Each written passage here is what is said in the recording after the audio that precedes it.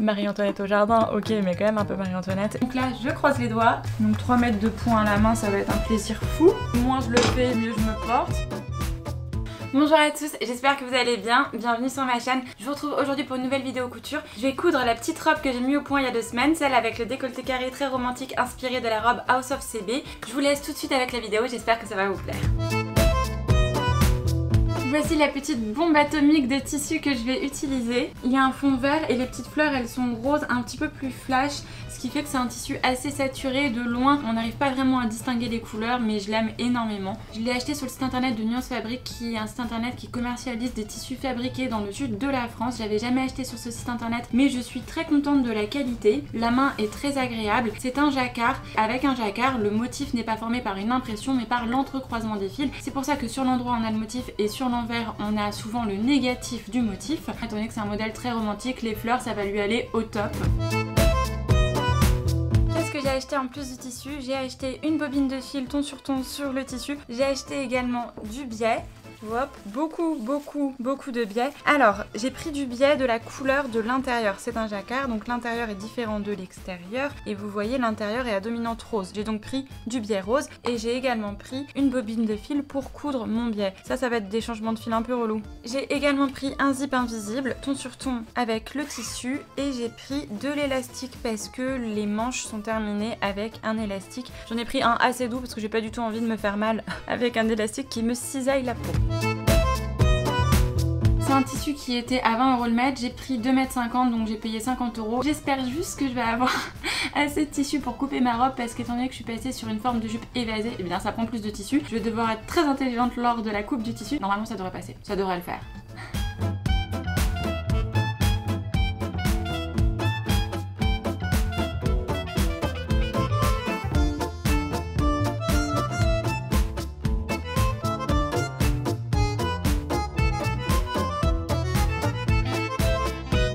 C'est tendu, mais ça rentre pile poil. Je suis trop contente, j'ai eu un peu peur l'espace d'un instant.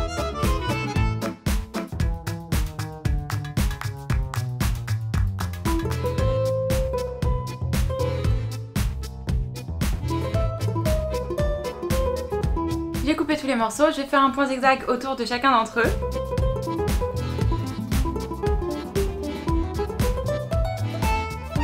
J'ai fait le point zigzag, je vais commencer le montage. Qu'est-ce que je vais commencer par faire? Je vais commencer par assembler mes dos. J'ai 3 morceaux par demi-dos. Je vais les coudre ensemble. Ensuite, je vais coudre mon morceau du dos avec mon morceau du devant. Donc en fait, je vais faire les jonctions des côtés pour le haut.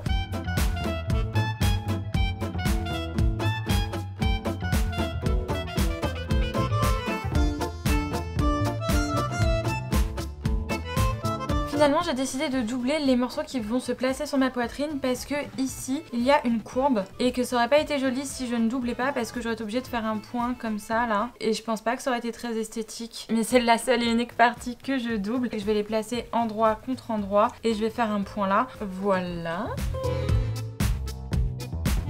J'ai fait en sorte en fait de l'extérieur en repassant que la doublure ne ressorte à aucun endroit et c'est à l'intérieur que l'on peut voir la jonction entre le tissu extérieur et la doublure. J'ai cranté.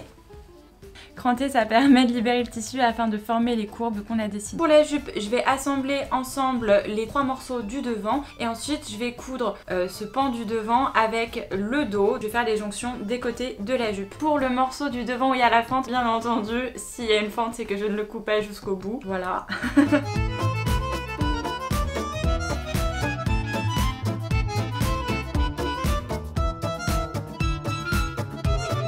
Pour les manches. Ma manche elle ressemble à ça. Je vais les placer endroit contre endroit et je vais faire le point ici sur les 5 cm de la longueur de la manche parce que ça fait très exactement 5 cm.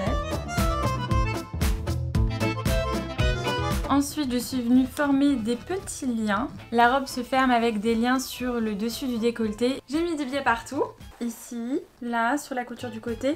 J'en ai juste pas mis à cet endroit-là parce que je vais attendre de faire ma couture d'épaule et je mettrai le biais du devant et du dos par la même occasion. J'en ai mis partout sur ma jupe.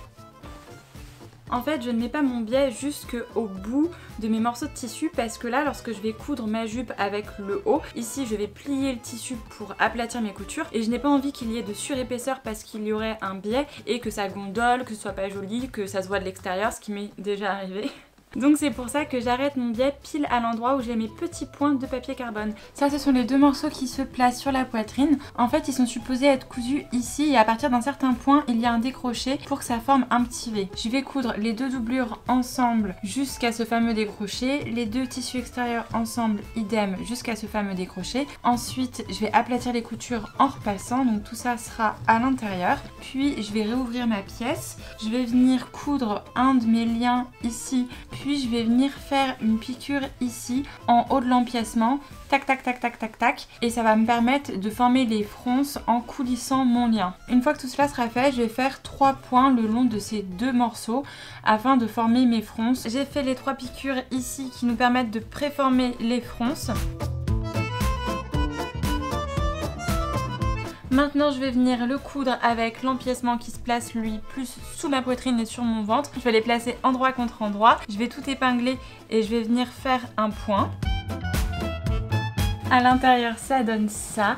Étant donné que cette partie-là est doublée puis froncée, eh bien, il y a énormément de matière à l'intérieur du biais. Mais bon, j'ai réussi à tout fourrer à l'intérieur, donc c'est déjà ça de prix. Maintenant, je vais coudre ce morceau avec ses côtés. Je vous prends avec moi pendant que j'épingle, comme ça je vais pouvoir papoter avec vous. En fait, là j'ai été prise d'un doute parce que le tissu que j'ai choisi c'est un jacquard comme je vous l'ai dit et que le tissu de la marque House of CB c'est un imprimé. Il est très estival, la robe elle fait vraiment petite robe qu'on enfile pour aller sur la plage ou petite robe qu'on enfile pour se balader, voilà. C'est quand même assez décontracté même si c'est très romantique, très féminin. Et le jacquard avec la petite brillance qu'il a, vous voyez, je trouve franchement qu'il emmène vraiment la robe dans un délire un peu plus Marie-Antoinette. Marie-Antoinette au jardin, ok, mais quand même un peu Marie-Antoinette. Ma robe, elle va faire beaucoup plus cérémonie, donc j'ai un peu douté. Et du coup, j'ai envoyé des photos à ma meilleure copine, et là, elle m'a dit non, Mathilde, je t'assure, t'as trop aimé le tissu, tu l'as acheté pour une raison, doute pas. Et j'avais essayé de demander à mon chéri avant, mais mon chéri voulait pas me répondre parce que je sais qu'il déteste le tissu, donc il voulait pas me vexer.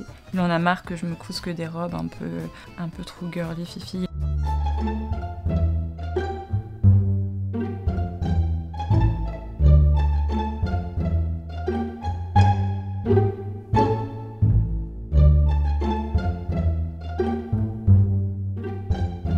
Ma tête de manche avec les petites fronces déformées qui ressemblent à s'y méprendre à un bonnet de mamie pour aller prendre la douche. Et sa copine. Tada!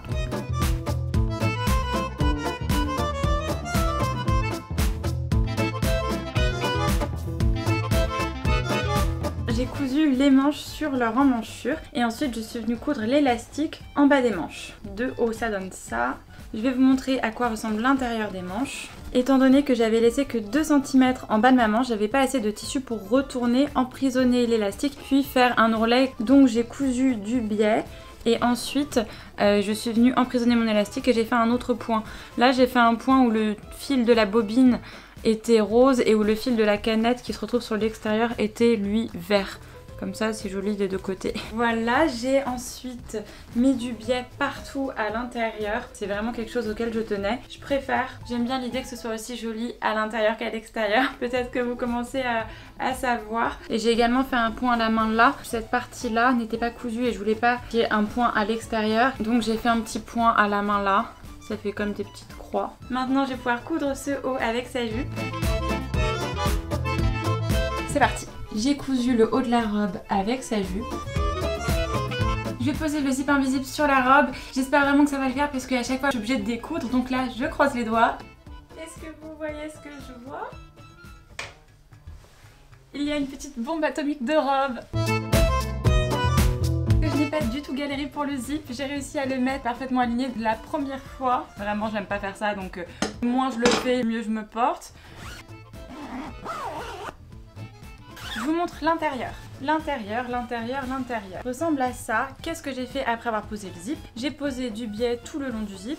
Et il y a des petits fils que j'ai pas coupés qu'il faudrait que je coupe. Ensuite, j'ai posé du biais aussi le long de ma ligne de taille. Ça, je l'avais fait avant, je crois. Maintenant, ce que je vais devoir faire, c'est faire des petits points pour accrocher mes biais entre eux. En fait, là, regardez par exemple, j'ai ce biais-là qui se rabat sur celui-ci, mais il n'est pas cousu.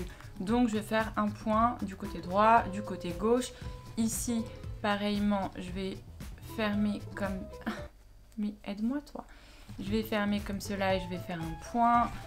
Par exemple, là, je vais faire un point là, je vais faire un point là, je vais faire un point là, je vais faire un point là. Voilà, à chaque entrecroisement de biais, et il y en a beaucoup, je vais faire des petits points. Ensuite, je vais pouvoir attaquer l'ourlet. J'ai laissé 2 cm, mais je ne pense pas que j'ai envie de recourber 2 fois mon tissu et de faire une piqûre à la machine parce que j'ai aucune piqûre extérieure visible sur cette robe.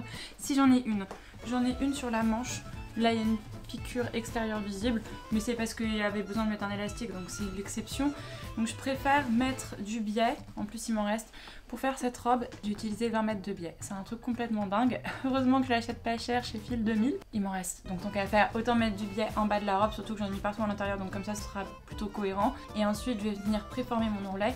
Et je ne pense pas que je vais faire un point visible à l'extérieur. Je vais faire un petit point à la main, un peu invisible. Ça va me prendre un sacré temps parce que...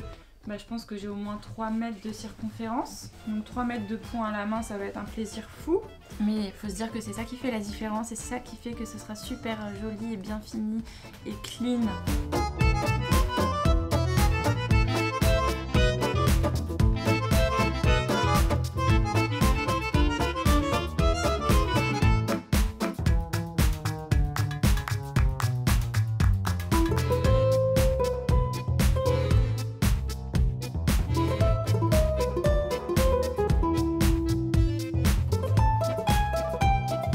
J'ai terminé ma robe, je suis trop contente. Je vais vous la montrer portée tout de suite.